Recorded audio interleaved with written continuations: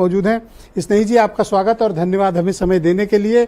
वर्तमान जो राजनीति है और समाज है, और आपके सामने एक माइलस्टोन है कि हम 78वें वर्ष में अपनी आज़ादी के प्रवेश कर रहे हैं।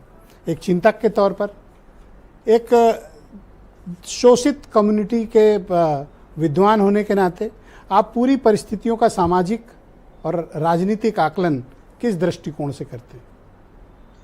देखिए आदरणीय ब्रजेश जी, बहुत बहुत धन्यवाद कि आपने मुझे आज़ादी की पूर्व संध्या पर आमंत्रित किया और अपने विचार रखने का अवसर दिया है। अपने सभी देशवासियों को स्वतंत्रता की पूर्व संध्या पर हार्दिक शुभकामनाएं देता हूं। लेकिन आपने जो बात कही थी अपने में कि खास जो तब थे वो आज भी खास है जी।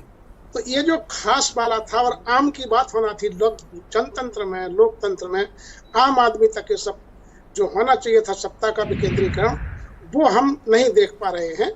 मैं देखिए, खास रहे तब भी वही आज भी खास, खास रहे तब भी वही आज भी खास, आजादी का रूप यह आया हमें न रास। तो आजादी का जो ये रूप है हमें स्वाभाविक रूप में अपने आत्मालोकन के लिए चिंतित करता है, परेशान करता है। अभी आदरणीय राकेश त्रिपाठी जी बहुत अच्छे प्रवक्ता हैं, भाजपा के विद्वान आदमी हैं, वो कह रहे थे कि माननीय प्रधानमंत्री ने या भाजपा सरकार ने देश को दलित राष्ट्रपति दिए। इस समय हमारे राष्ट्र का नेतृत्व आदिवासी महिला राष्ट्रपति के रूप में कर रही हैं जी। लेकिन क्या ये नहीं हो सकता था जब इतना रिकॉर्ड गिनारा, एक रिकॉर्ड इनके पास और होता कि 78 साल में तीसरी बार जब प्रधानमंत्री के रूप में मोदी जी शपथ ले रहे थे, वो किसी आदिवासी को, किसी दलित को, किसी पिछड़े वर्ग के व्यक्ति को शपथ दिलाते और इस ख्याल को भूल जाते कि हम नेहरू की बराबरी कर रहे हैं। बराबरी उन्हें करना थी कि हम अंतिम आदमी तक पहुंच पा रहे हैं कि नहीं। तो मुझे लगता है कि ये आजादी का जो 78वां जश्न है बहुत बहुत ज्यादा, मतलब भले ही प्रतीकात्मक होता, लेकिन ये मोदी के रिकॉर्ड में शामिल होता। 2 रिकॉर्ड उन्होंने शामिल कर लिए, लेकिन 78 साल में हम मुसलमानों का विश्वास नहीं जीत पाए। अभी अकरम साहब को हम सुन रहे थे, बकर साहब को, और दलितों का भी देखिए, दलितों को जो उम्मीद थी वो हमें मैंने बहुत उम्मीद थी कि भाई यही संविधान में था कि सब हम भारत के लोग जाति का विनाश कर लेंगे, छुआछूत हमने अपराध घोषित कर दिया। अभी भी आप जिस कम्युनिटी से ताल्लुक रखते हैं वो छुआछूत, भेदभाव की शिकार है और अभी भी आपको आइसोलेट किया जाता है, या फिर आप मानते हैं कि इसमें बहुत कमी आ गई है और बड़ी सुधार हो रहे हैं इसमें? नहीं, अब देखिए, कमी तो ये है कि माने ये वादा था जब पूना पैक्ट हुआ महात्मा गांधी जी के पास बाबा साहब का 32 में, तो ये पैक्ट था कि भाई 10 साल में हम असमानता या छुआछूत का अंत कर लेंगे। 10 साल बाबा साहब ने कहा कि भाई 5 साल में अंत करना है इसका। गांधी जी ने कहा ये समय ज्यादा हो रहा है, 10 साल का समय दीजिए, हम 32 से जाकर के उसमें 10 साल में 42 में इसका अंत कर लेंगे। लेकिन आजादी के इतने वर्ष बाद भी वही भेदभाव, वही सब कुछ हो रहा है। देखिए, बैकलॉग आरक्षण हमने दिया, लेकिन आरक्षण को किस तरह से हमने एक तरह से नकार दिया। देखिए, तमाम पद, बड़े पद जो है अभी बैकलॉग से भरे जाना है, और उस बीच में सिगुफा छोड़ दिया गया कि दलितों के बीच में भी कोटे के भीतर कोटा लाएंगे।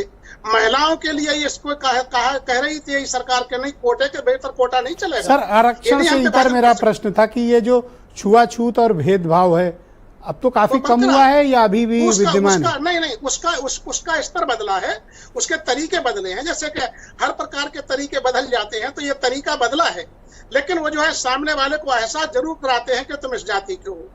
तो ये बड़ी विचित्र बात है। मतलब मैं लखनऊ विश्वविद्यालय का उदाहरण दूं, मैं HOD रहा और सिलेक्शन कमेटी में बैठता था। जिनको मेरी रिकमेंड भी उसमें रहती थी, जिनको प्रोफेसर बनाया गया, जो 7 साल का अनुभव नहीं रखते, वो 3 बार कुलपति बन गए हैं। मैं ये नहीं कह रहा हूँ कि मुझे नहीं बनाया गया, मेरे तमाम साथी इस देश और प्रदेश में हैं जिनको वो अपॉर्चुनिटी नहीं मिली, और किसी तरह से हम लोग अपनी योग्यता को हर तरह से साबित करते रहे हैं। तो अब देखिए, ये बड़ी बात, हमने उम्मीद लगाई थी प्रधानमंत्री की, तो बात छोड़िए, हम कुलपतियों की आस नहीं लगा पा रहे हैं। देखिए, एक चेयरमैन का पद जो है कांग्रेस के समय जरूर थोराट साहब को मिला था, लेकिन अब क्या हो रहा है, हम NFS कर रहे हैं, हम नियुक्तियों में धांधली कर रहे हैं, हम निजीकरण को इस हद तक ले जा रहे हैं कि सरकारी अस्पताल, सरकारी स्कूल, सरकारी जितने भी निकाय हैं उनको सरकार कमजोर कर रही है। सरकार को चाहिए कि सरकारी निकायों को मजबूती देंगे तभी तो आरक्षण का लाभ मिलेगा, Thank you, क्योंकि sir. आरक्षण ही एकमात्र मजबूती का आधार था जिसको कमजोर कर दिया गया है। और सरकार के महान्यायवादी ने अपना पक्ष रखा सुप्रीम कोर्ट में कि हम इस बंटवारे से सहमत हैं। अब चूंकि प्रधानमंत्री जैसे जब सांसद, उनके ही सांसद और तमाम सांसदों ने भेंट की तो उन्होंने आश्वासन किया है, लेकिन आश्वासन से नहीं बहुत होता है, शुक्रिया संविधान में संशोधन स्नेही जी, करेगा। हमारे साथ जुड़े रहिएगा। दूसरे